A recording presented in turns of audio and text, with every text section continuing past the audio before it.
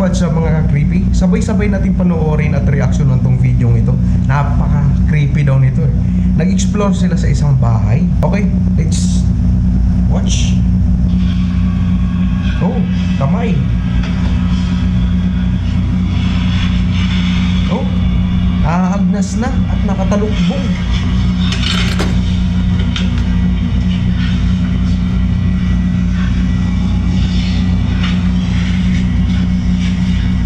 Binuksan.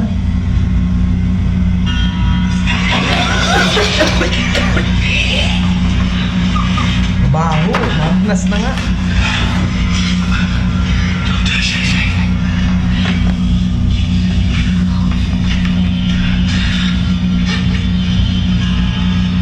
Ang dami nakatalukbong. Guys,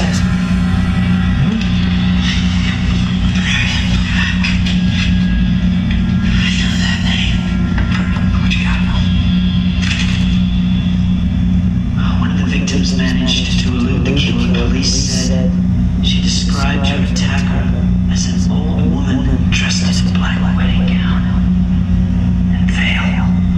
Brian Black claims his 15th victim. Oh my God. 15 victims. 15 katao pinatay.